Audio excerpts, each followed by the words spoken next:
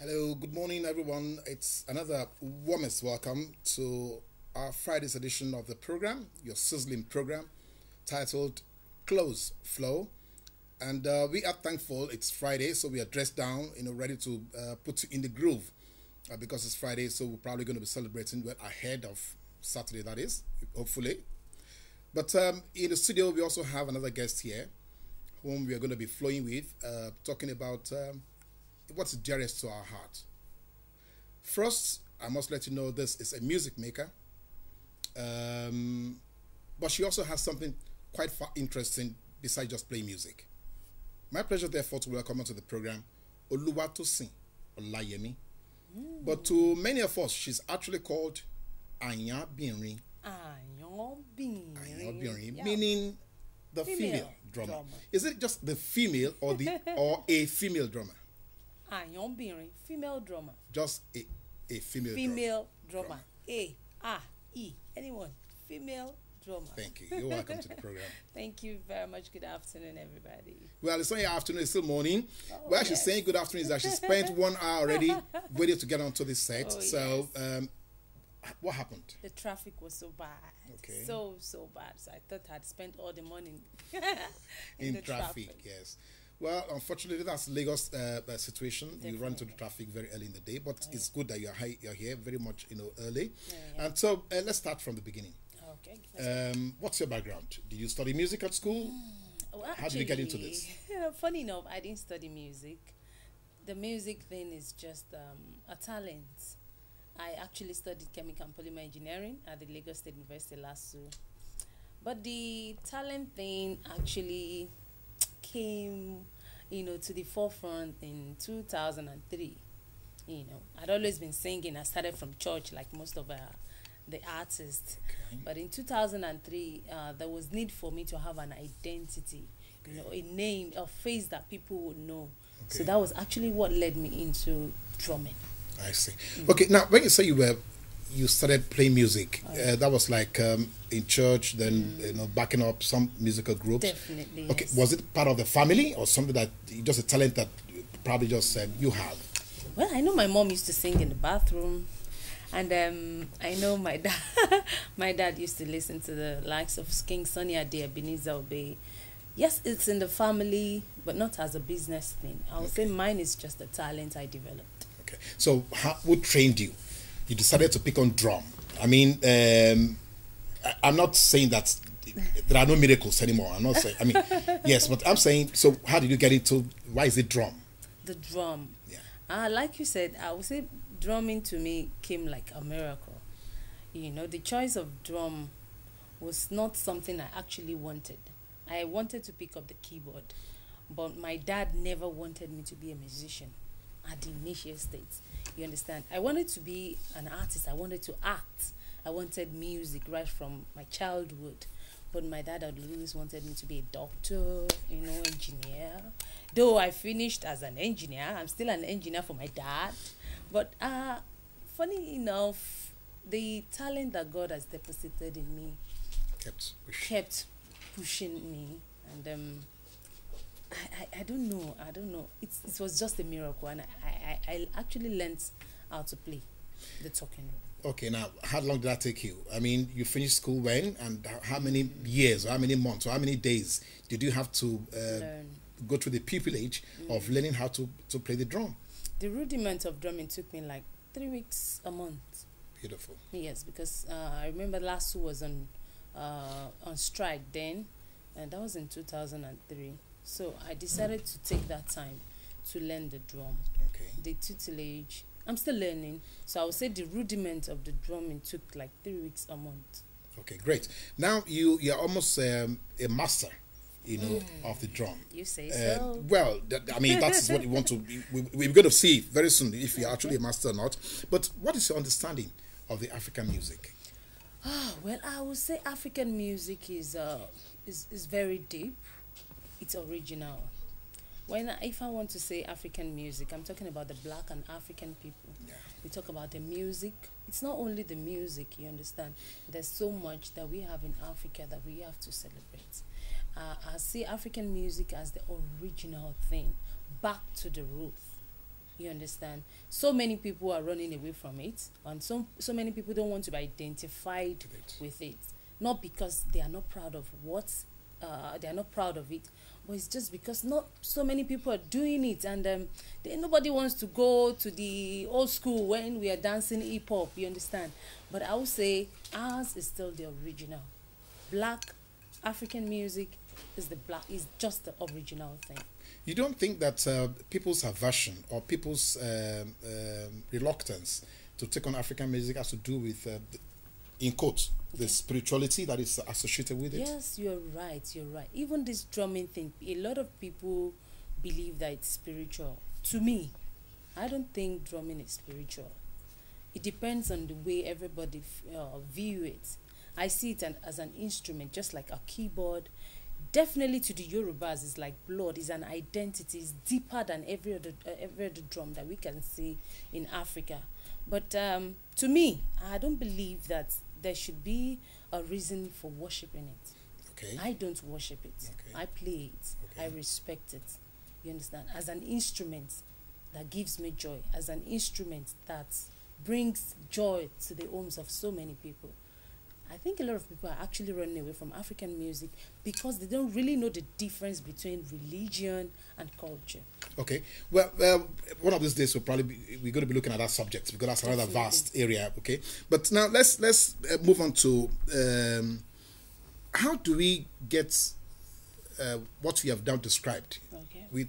It's a deep cultural attribute. How do we get it exported so we can internationalize it? We can get people to now begin to understand that, look, yes, you can play original African music, yes, not the mixed African music, and still, make some money from it. How can we get that done? Are you in the process of doing that now? I'm trying my best. I'm just a little girl, and the only thing I know is that I believe so much in our culture. I believe so much in Black and African heritage, our culture, our cultural values. I grew up to know that these things, they are not evil. Okay. It's not that I'm not part of the people that believe that our culture is bad, or maybe it's negative. It doesn't have any negative impact on people. You understand? Until we realize that our own thing is our own thing. No matter how much we imbibe Western culture, we cannot do it better than them. I'm not saying that we should not be westernized or we should not be civilized, but as much as possible, we should always know that our own thing is our own thing. We should never relegate our own thing, you understand? The only way we can do it is by promoting it, taking it abroad, which we'll do. Funny enough, this thing, when I play it here in Africa, we don't really appreciate it. We get more people, we get more attention outside there. They want to touch it. When I go to shows, people want to, how does it sound? How does it work? They want to know. They want to learn. A lot of people want to buy what we have, but we are not bold enough to sell it. We don't have confidence in what we have, and it's so shameful. Yeah, well, okay. Part of that, well, if I may say that, part of that fear of trying to export what we have may also, can we find a way to put it into what you now call the popular hip-hop, genre of music that Nigerians are playing? I mean, what kind of music do you play, for instance? I mean, the drum dominates what you play, so what kind of music is it called? Well, I call my style of music TradHiptional Gbedu music. TradHiptional Gbedu music. Okay. That is the fusion of traditional and hippie music. Okay. That is not to say that it's not original. But we have to move with the trend. You understand? Everybody wants to dance to a groovy beat. But look at music. Look at Nice. Look at the way he plays his own hip hop music. The deep African roots. Definitely still having the touch of Ijala, a bit of Ewi, a bit of the drums, and the blend is so original to me. That is the kind of music I want to listen to. You understand? I am not saying that we should not be funkified. People want to dance. People want to be groovy. People want to, they want to be lively. As much as we want to put all those things in our own kind of music, we should also put our own thing, our own flavor. Look at flavor. Look at a lot of artists now. Look at what they are doing. Even most of our stations now do play African music more than they used to do before. All because we have seen that this thing is not bad. It is ours, and we cannot but promote it. If we don't do that, nobody's going to do that for exactly. us. I think, again, probably that is a little bit more associated with this current generation, because in the previous generations, Sonia Ade, Ebenezer Obey, Osibisa, all these fellows, we're all playing, I mean, basically African music. Okay, so now, how far have you been able to push your genre of music? Have you done any recorded piece? I have an album, even though it's not been easy. I've been off and on. You know, I'm a woman and I have to do some things, you know.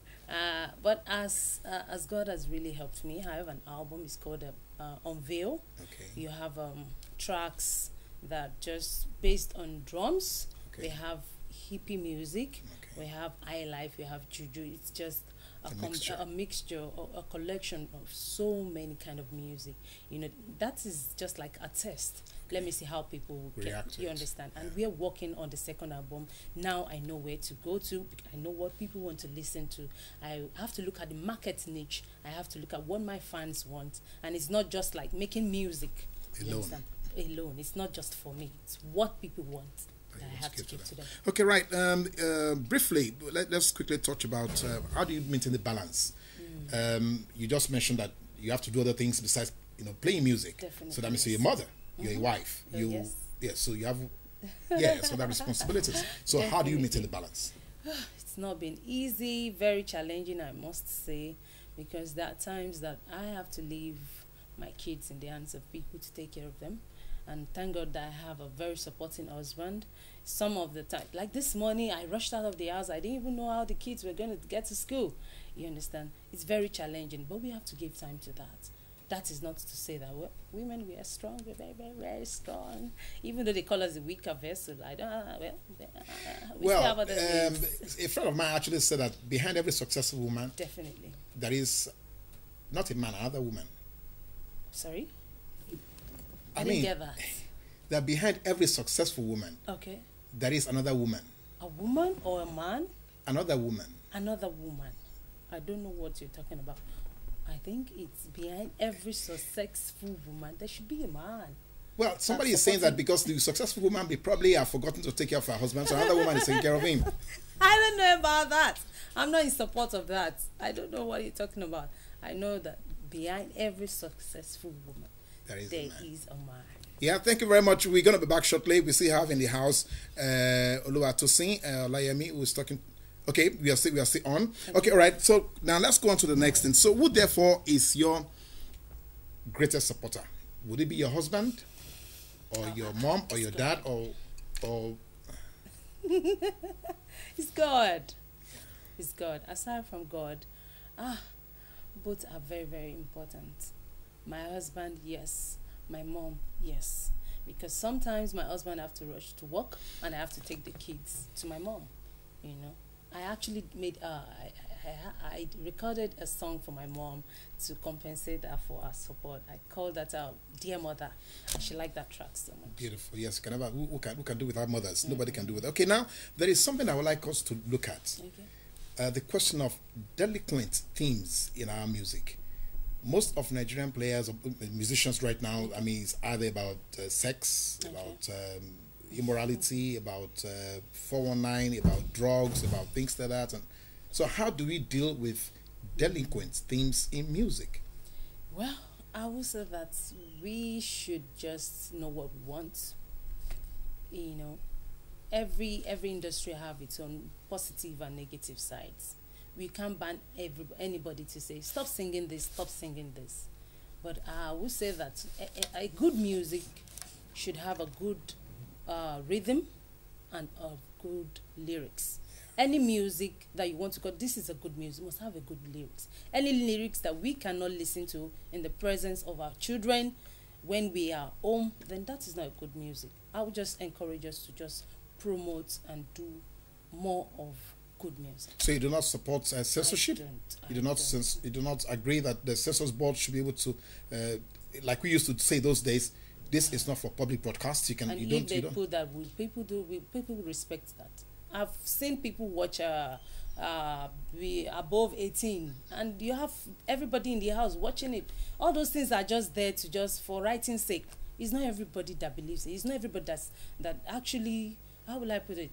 It's not everybody that comply with that. Comply with that. You understand? All I would just say is that we should encourage ourselves to do good music.